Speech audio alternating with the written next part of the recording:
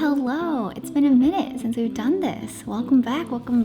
This week, my extended family, like a lot of my aunts, my grandma, they flew in from Taiwan to visit, so it's super busy. But they brought in some crazy snacks. 这个好像是 rose lychee, 玫瑰荔枝, right? This is pineapple cake, but it is tubing. One layer on top and one on bottom, and then the pineapple part is squished in between. So it's kind of like an Oreo. This is from Regent Taipei. 很漂亮哦，真的很美. Look at that. Look at the detail, dude. Wow. So let me catch you up on what happened in May. At the beginning, I went to Seattle, met Mickey and Hack Bear Terry and Dobo Chobo. Then I came back, and then Adrian, Per, and I worked on the We Are Golden exhibit in LA. I think like 1,400 people RSVP'd, and this is not some sort of big branded event. This is truly a local, by the people, for the people. Adrian did all the work here, so I don't want to take credit. I did some operating in the background, and then he went to New York to host We Are Golden, and then I worked on my product launch. I shared my big secret project that I announced in the last video, and dude, guys, like, let me tell you, so much goes behind every little piece of it. There's so many things to keep track of, and the team is tiny. And then last week I had dinner with Kevin Lin, the previous co-founder of Twitch, to talk more about Taiwan. You know, he lives in Taiwan a lot doing tech, and he has his company Meta Theory there. He actually gave me his like lore book for it. But then when I went, Jimmy Wong showed him. I'm friends with Jimmy. He's an actor from Mulan. He does all kinds of other things too.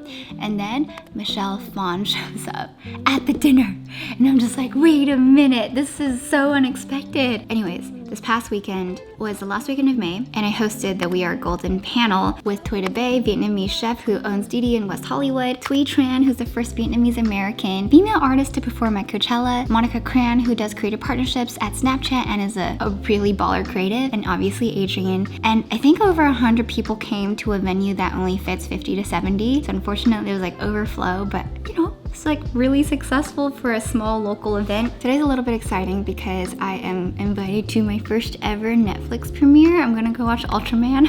I'll take you with me. Let's go.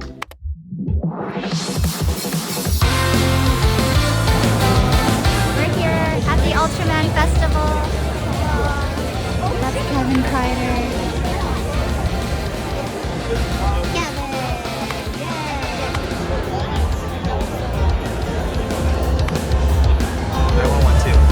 You got a lot, dude.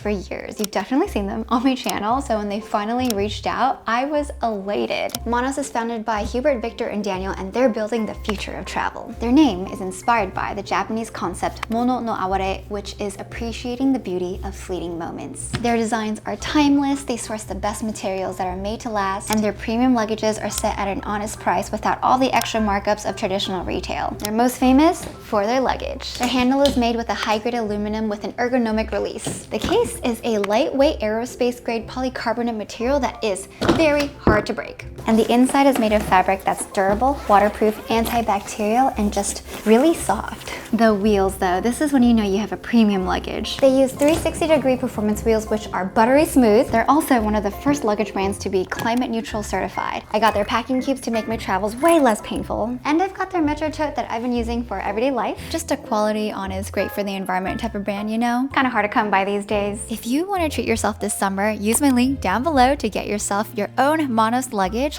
Thank you Monos for sponsoring. Now back to the video. So I recently shared on Instagram that I am taking an adult gap year. Yes, this is new news. I haven't talked about this yet. So let's talk about it right now. As you know, I've been going through a lot of new chapters, new journeys, lots of mentorship and advice, trying to figure out this new path. And I ended up writing a whole ass PRD or product strategy doc, but for my life, because I'm a product manager and that's how we do things. But I'm also just uncomfortable with not having a clear through line in my life. And so what does that even mean? It is something that we use in product a lot. Basically just having a clear line of thought, rationale, theme, or idea, or narrative that explains why you're doing what you're doing and where you're gonna take it. And I just need that written out. I subscribe to the power of words. And when I can put words on a paper, it just becomes real and clear for me. I started with my learnings, and one of the main things I learned this year was that just because other people do it doesn't mean I should do it. One of the big mistakes I made this year was I looked at a lot of top of industry creators, I took their playbook, and then I copied it. And I felt it was always wrong from the start for me, but I just couldn't pinpoint why. I felt I was the problem. I'm incapable of molding myself into this new career path, but I realized that I am just a fundamentally very different person. I'm not really a traditional creative. I've lived my entire career in corporate. I like the strategy, the emails, the negotiations, the tactics, the positioning, the business side. I like asking hard questions. I like people confronting me about them. And to deny that part of my strengths and identity was just not it. No. The second was that content for the sake of content is really not interesting for me.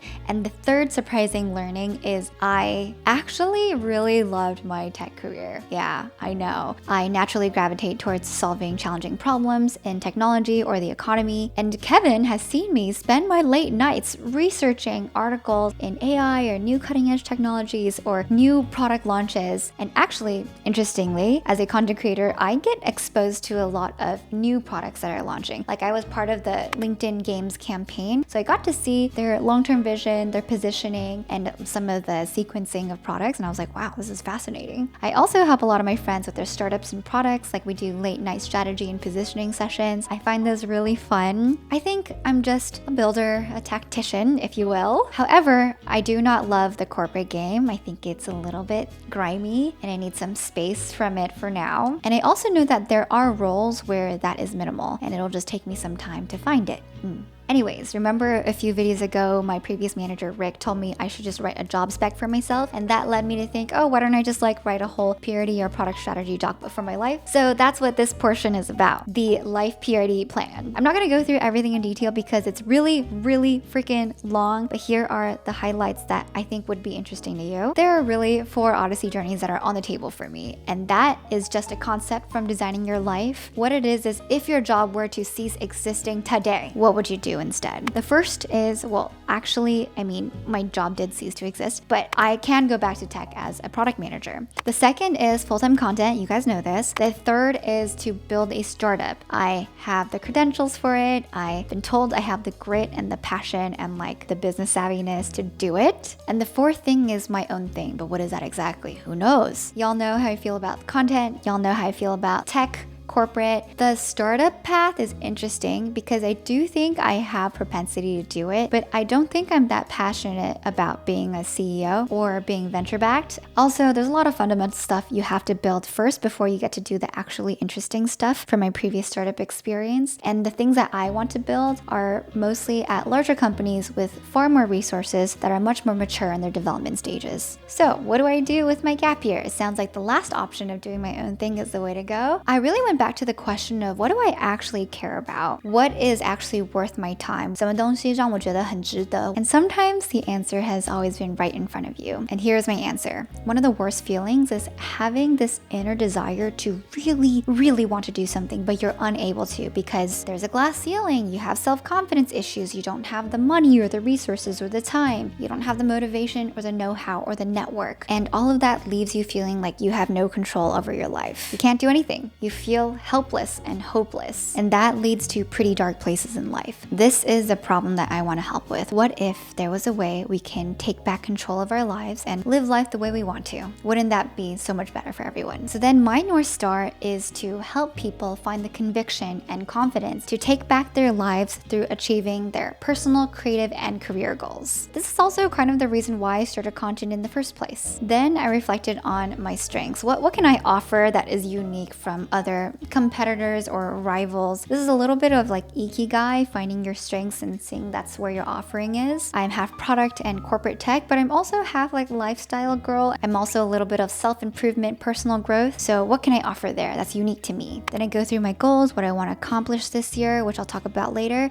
And then I have a how are we going to achieve this section? This is essentially my guiding principles and values. I really like this section, so let's go over them. The first is be world-class, but do it with kindness. You know why? Because there are too many out there who are unfortunately quite successful and they do get away with it. And I just do not believe that you cannot be both successful and kind. The second is reframe everything I do to I don't have to do this, I get to do this. So this comes into play when there is a new opportunity, a new event, let's say a brand deal or like a speaking opportunity. When I imagine myself getting ready to do that thing that day, do I say, damn, I just have to do this today, I have to finish this thing? Or do I wake up and say, wow, I get to do this today? What a crazy day. And I think it's important for me to anchor on I get to do this, otherwise I'll burn out, I'll lose my why. The third is write from the heart and reach the soul. This kind of came from me trying to scale my content operations by hiring people to help me with content and copy. I felt that the character and the soul has been diluted. Like you can just smell it when something is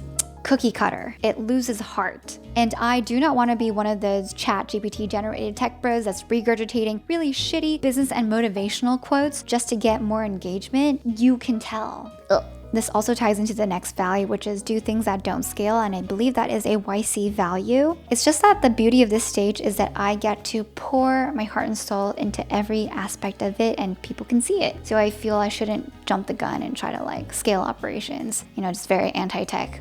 The fifth is love it for the craft. I don't think I'm a perfectionist, but I do think I am a craftswoman. I love the art, the polish, the quality, the taking it to the next level, the storytelling, the resonance. What not doing it for the craft looks like is regurgitating the same old material, scripted, face to camera, low effort, low quality, really lazy. You definitely have seen people do this. I don't love that. I don't feel proud of that. I mean, I think it gets the job done, but I'm not here to just get the job done. The sixth is to play the infinite game. So the finite game is where there is an end goal, there's a goalpost, and you're trying to play to win. The infinite game is where you play so that you keep playing. I think there's a lot on this topic, which I can go into another time. The seventh is to bring peace and joy to the hero's journey. So we talked about the hero's journey a couple videos ago. I think there is a very strange narrative around chasing your dreams that it has to be such a grind. Like you gotta sacrifice your health, your sleep, your friends, your love life, family, kids, like everything. You gotta be a meaner person. You gotta be really selfish with your time. You gotta be like such a tool, In this path, I think 𝙎𝙊𝘾 is my role model. I want to channel my inner 𝙎𝙊𝘾 on this journey to enjoy it and to share it with people I love and to still grow along the way. The eighth is lead by example, not prescription. I hate unsolicited advice. I truly do. I don't like watching those, I'm a bajillionaire and I'm super successful and this is why you should listen to me, otherwise you're gonna be a failure. Like you have to wake up at 5 a.m. and have a great morning routine and something about a cold shower. In your face, you have to do this advice. I don't like that energy. It creates a one up, one down relationship with the viewer. And like, honestly, I'm not a guru. I'm just another fellow internet coworker out there. I think there's a lot of life I have yet to learn from you, perhaps. So I really do my best to just share what's going on in my life, my learnings, my journey, and that allows you to just pick and choose what you want to noodle on for your own life. And lastly, how I do anything is how I do everything. That is self-explanatory. So Chloe, what's in store for 2024? What are your goals? Are you gonna tell me or not? First of all, I did just launch my podcast. Yeah, it is out. It's called The Joy of Missing Out, JOMO, by Chloe and Eric. My co-host is 𝙈𝙐𝘾𝙄𝘼, who's the co-founder of Carrot Financial. They do finances for creatives. Eric and I have built a really fun friendship over the last year. We have some of the craziest catch-ups, honestly. We're both just people who desperately want to make a really great contribution and impact in our 30s. We're also tangentially related to some, I don't know. I don't think it's like drama, but it's excitement. I don't know, but I felt that our conversations are just so interesting and I really, really wanted to share that with you guys. And I never talk about them on YouTube or on Instagram or anything because it's just not the place. So a podcast was the place and I really, really, really hope that you follow, subscribe, watch, enjoy. I just don't think there's another podcast like this one. As far as I know, I cannot find one. And I met with the Spotify partnership team and they also don't really have comparables either. So here we are. The trailer is out on Spotify and YouTube. Please watch. I will link it in the comments. Yes. The second goal is to grow as a storyteller and really create videos that hit the soul. I want to make a cultural impact. I want to be like, damn, that was just bomb diggity good. Was that really millennial of me? With this path, one of the success metrics is to grow a larger following. Say what you will with that. The third goal is to build and launch my impact project.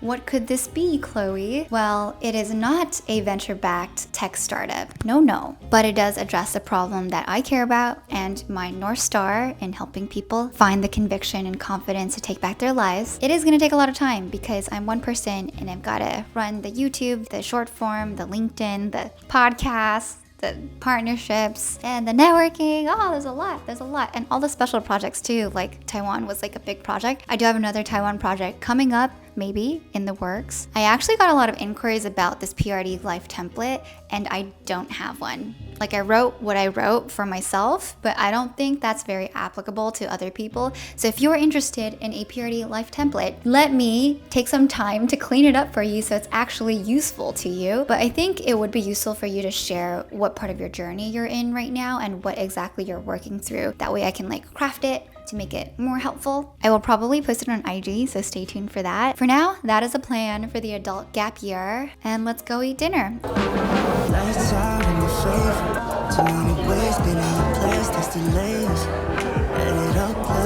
This is my first time at Master 𝙎𝙬𝘾𝙄𝘼, which is like the TikTok famous marinated crab and uni bowls. They're here.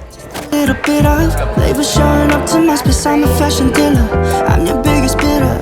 Meet me in the middle. I just don't wanna settle under these lucid dreams. I'm not just a visionary. It's all making sense to me. Not a basic, ain't no ordinary. Stay put, we gon' get higher. You're the product, I could be your buyer. Under these lucid dreams.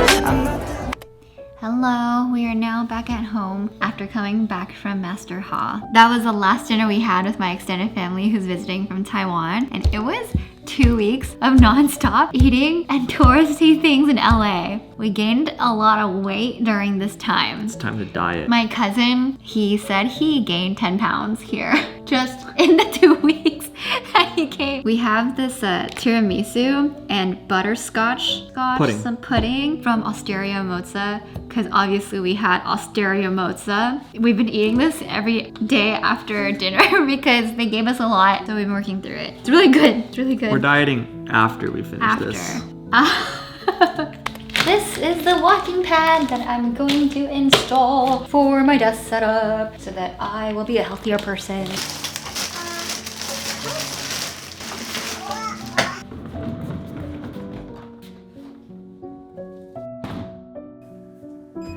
Ready? Wow. Getting my steps in. we have a few new pieces to put together. So maybe the next video we'll do an actual home office tour. Haven't done it yet. I'm excited to show you. Wow. See you in the next one. Bye. 아주 우연히 듣게 된